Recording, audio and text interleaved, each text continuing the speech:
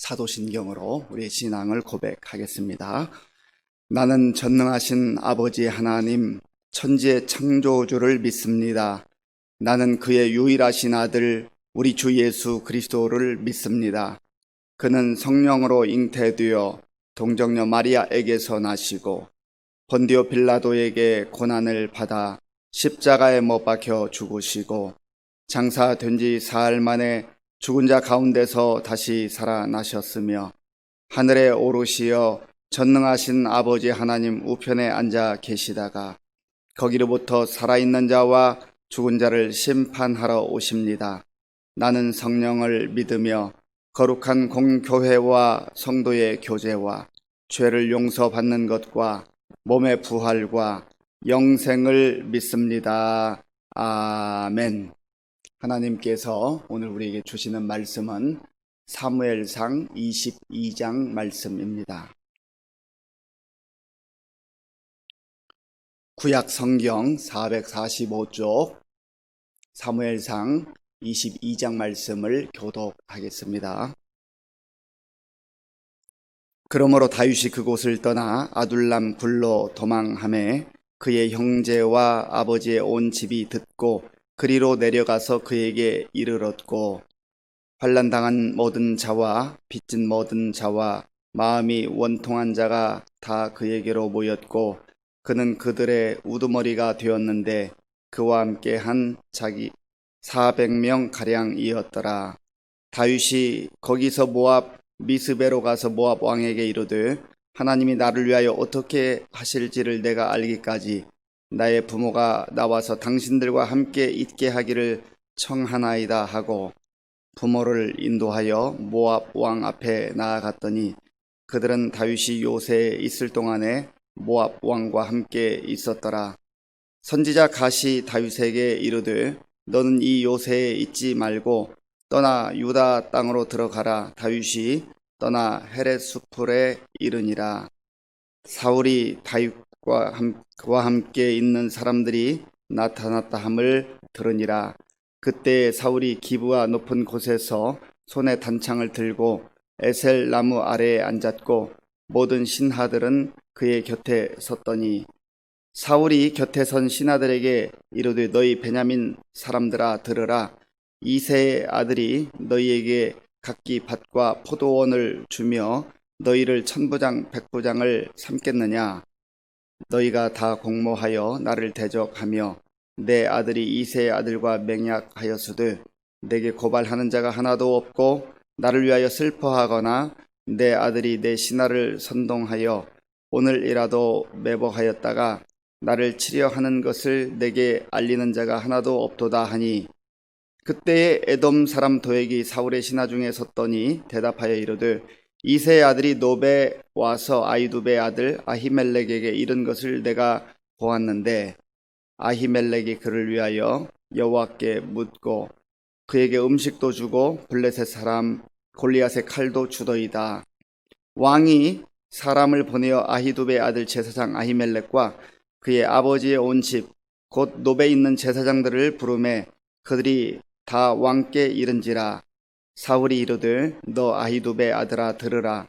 대답하되 내 주여 내가 여기 있나이다. 사울이 그에게 이르되 내가 어찌하여 이새의 아들과 공모하여 나를 대적하여 그에게 떡과 칼을 주고 그를 위하여 하나님께 물어서 그에게 오늘이라도 매복하였다가 나를 치게 하려 하였느냐 하니 아히멜렉이 왕에게 대답하여 이르되 왕의 모든 신하 중에 다윗같이 충실한 자가 누구인지요. 그는 왕의 사유도 되고 왕의 호위 대장도 되고 왕실에서 존귀한 자가 아니니까 내가 그를 위하여 하나님께 물은 것이 오늘이 처음이니까 결단코 아니니이다.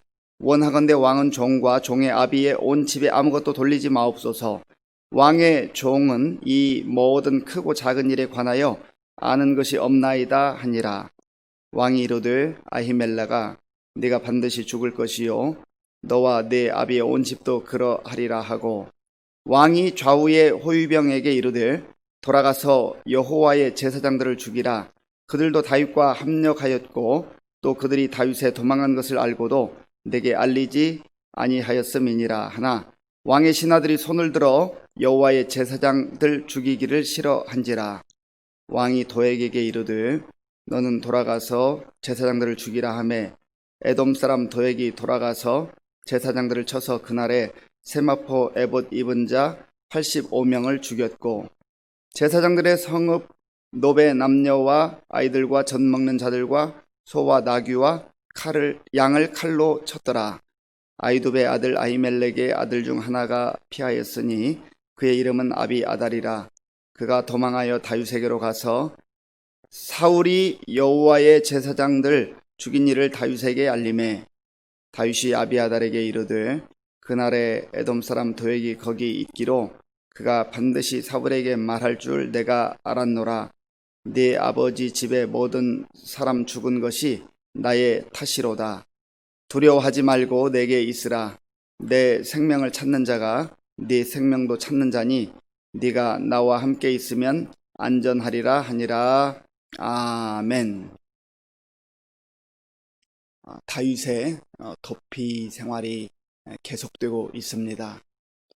오늘 새벽에 일어나서 다윗의 그 삶의 모습을 한번 곰곰이 생각해 봤습니다. 다윗이 참 얼마나 힘들었을까.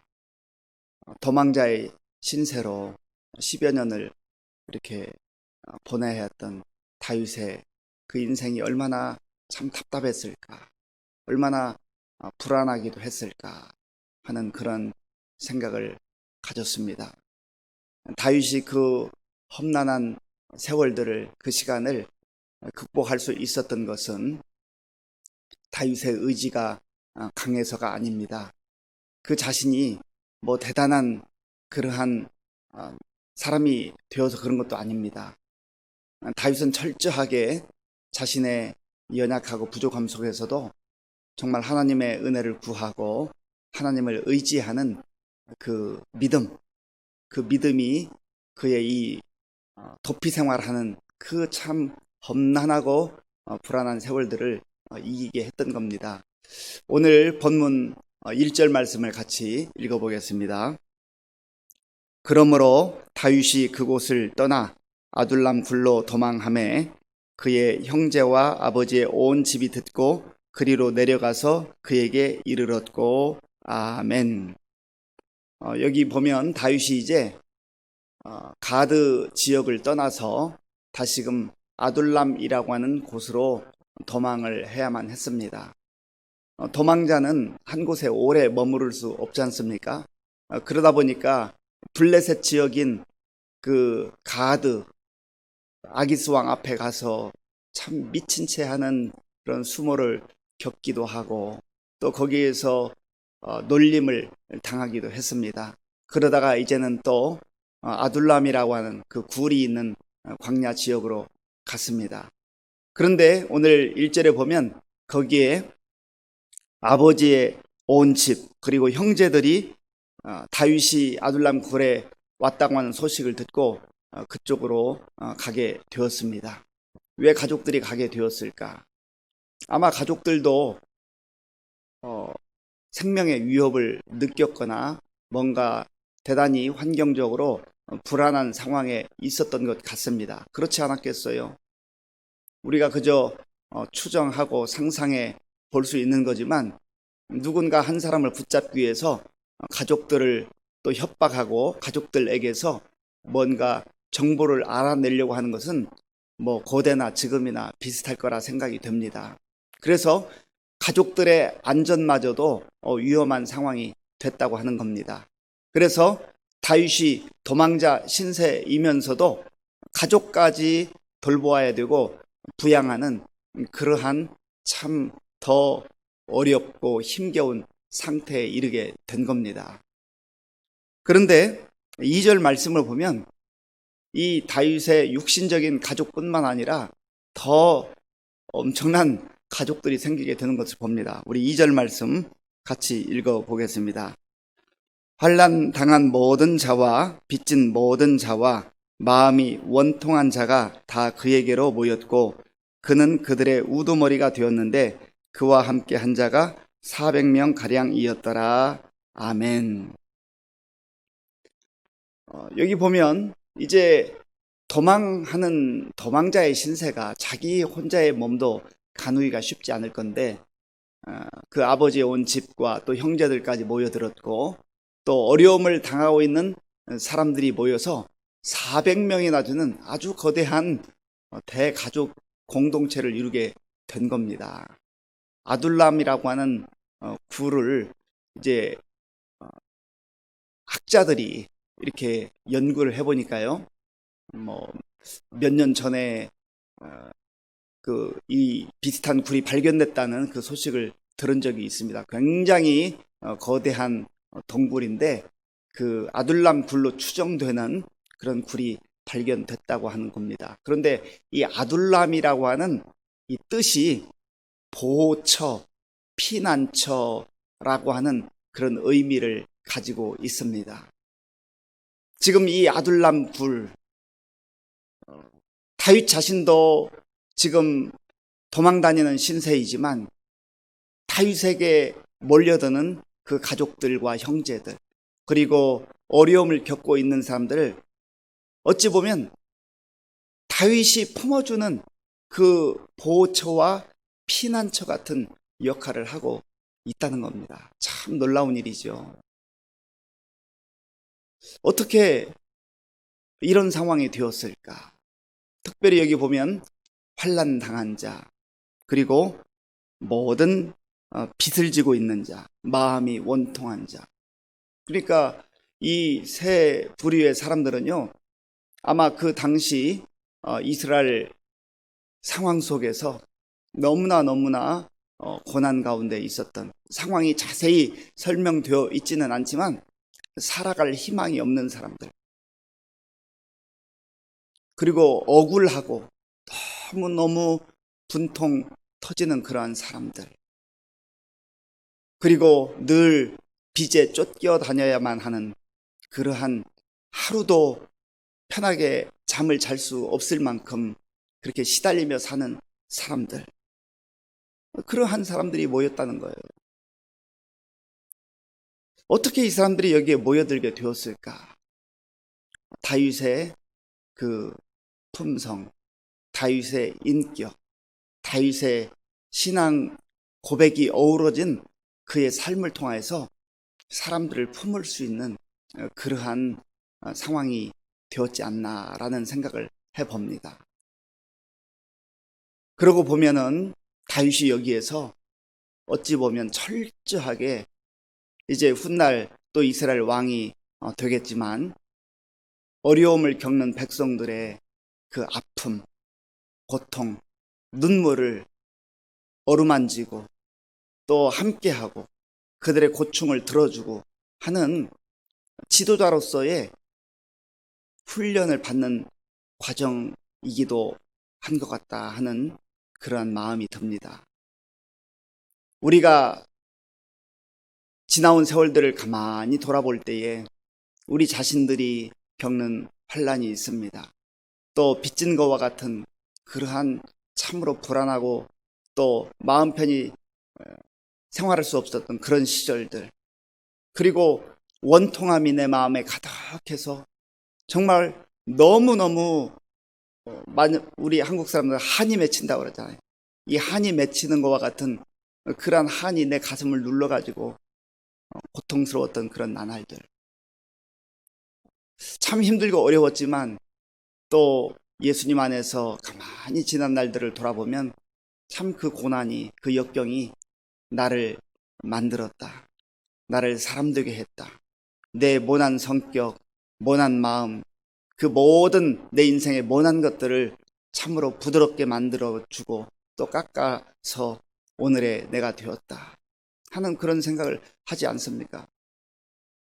저도 개인적으로 가만히 돌아보면 참 힘들고 어려웠던 시절들, 내가 이거 하루를 버틸 수 있을까?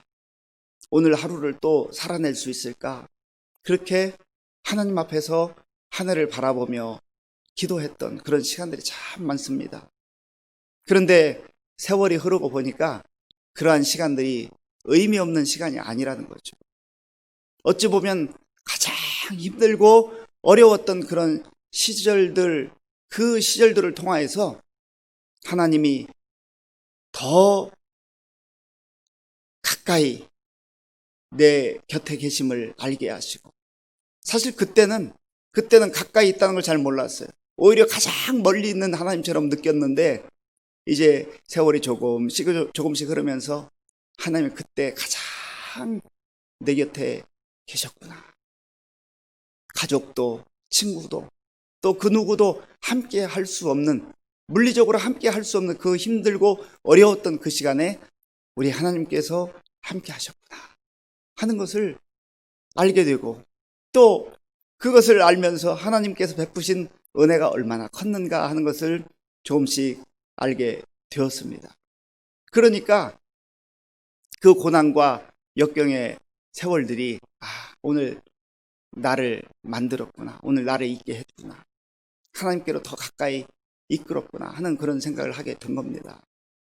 사랑하는 성도 여러분, 오늘 우리 가운데도 참으로 다윗과 같이 도망자처럼 그렇게 이리저리 하루하루 마음 졸이며 피신해야 되는 것 같은 그러한 환경 속에 사는 분들이 있을 겁니다. 전혀 생각하지 못했던 질병이라는 환난, 또 경제적 환난, 또 내가 처한 여러 가지 다른 사람에게 설명할 수 없는 환난의 시간들을 겪는 분들도 있을 겁니다. 어떤 분들은 실제로 또 빚을 진 가운데 정말 쫓기는 그러한 마음으로 하루하루를 사는 분들도 있을 겁니다. 또 원통해서 분통이 터질 만큼 정말 그렇게 누구에게 다 하소연조차 못하는 상황 가운데 가슴 아래를 하며 사는 분들도 있을 겁니다. 그때 우리는 아둘람 굴로 가야 합니다. 아둘람 굴이라고 하는 뜻이 보호처, 피난처라고 했지 않습니까? 우리의 진정한 보호처가 되시고 피난처가 되시는 분은 예수님입니다. 예수님께서 우리에게 친히 말씀하지 않았습니까? 수고하고 무거운 짐진 자들아 다 내게로 오라, 내가 너희를 쉬게 하리라. 우리의 그 무거운 짐, 내 스스로 짊어질 수 없고 내 스스로 감당하기 어려운 그 짐 때문에 한숨 쉬고 정말 주저앉고 싶고, 아니 주저앉아서 일어나지 못하는 그 상황 속에서 주께서 사랑하는 아들아, 사랑하는 딸아, 아둘람으로 오라, 아둘람으로 오라, 보호처로 오라, 피난처로 오라. 우리의 피난처이신 예수님께서 우리를 불러주시는 그 음성 듣게 될 때에 우리는 주님 품에 안겨서 이 힘들고 어려운 시기를 주가 주신 힘으로 또 주님의 그 보호 날개 아래 거뜬히 잘 또 극복하며 승리하게 될 줄로 믿습니다. 그래서 이 다윗이 이제 거기에서 이 공동체를 돌보고 이 힘들고 어려운 사람들을 돌보는 이 역할을 하다가 또 모압이라고 하는 지역으로 갑니다. 모압 미스베로 도망치게 됐어요. 거기에서는 이 힘들고 어려운 와중에도 또 모압 왕에게 자기 부모님의 안전을 부탁하는 그러한 모습도 보게 됩니다. 그리고 우리 5절 말씀을 같이 읽겠습니다. 5절입니다. 선지자 갓이 다윗에게 이르되 너는 이 요새에 있지 말고 떠나 유다 땅으로 들어가라. 다윗이 떠나 헤렛 수풀에 이르니라. 아멘. 하나님께서 선지자 갓을 보내어 주셨습니다. 아마도 이 선지자 갓은 사무엘 그 공동체 속에서 사무엘로부터 훈련을 받았던 선지자인 것으로 그렇게 여겨집니다. 하나님께서 이 갓을 보내서 이제 또다시 방향을 정해 주십니다.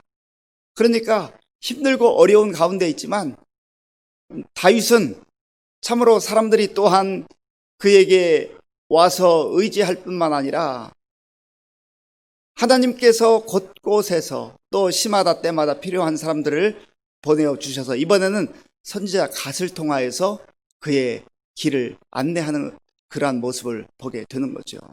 여기에 희망이 있고 여기에 하나님의 큰 은혜가 있는 겁니다.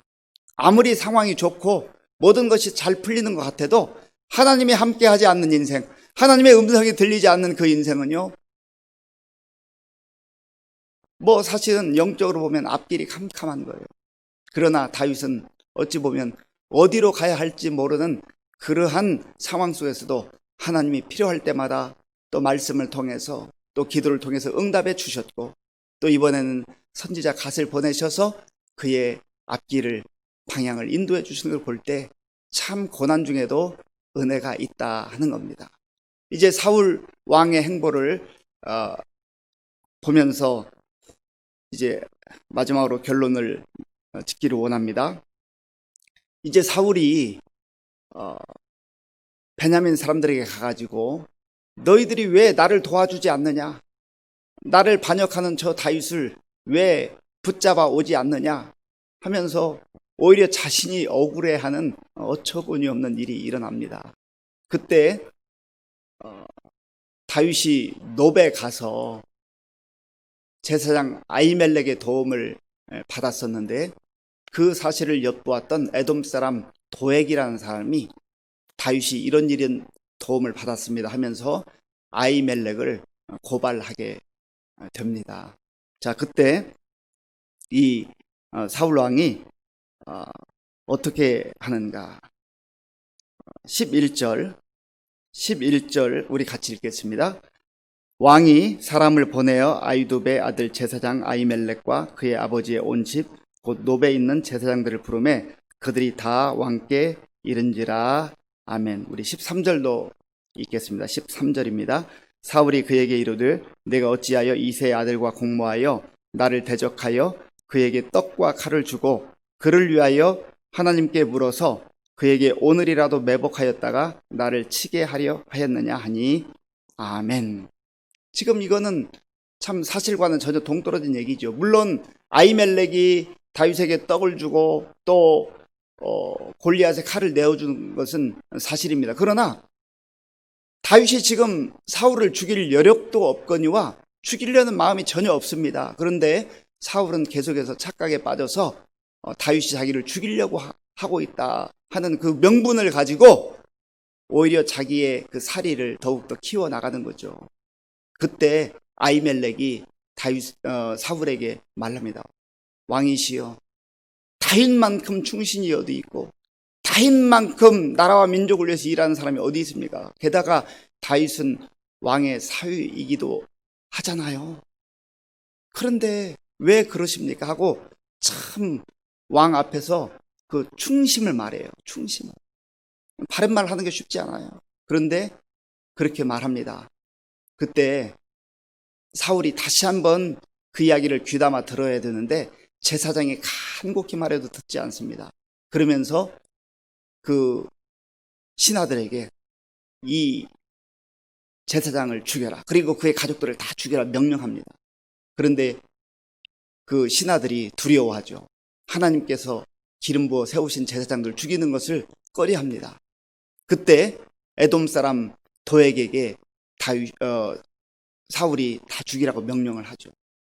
참 안타깝게도 이 도액이 아히멜렉을 비롯해서 제사장 85명과 노베에 있는 모든 어린아이에 이르기까지, 그리고 짐승까지도 다 진멸해버렸다.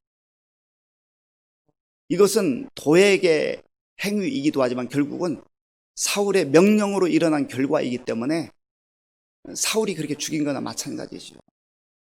끊임없이 자기에게 주어진 그 권력, 그 힘을 이용해서 사람 살리는 일에 쓰지 않고 사람 죽이는 일에 그렇게 전실전력했던 이 불쌍한 인생, 불행한 인생을 보게 되는 겁니다.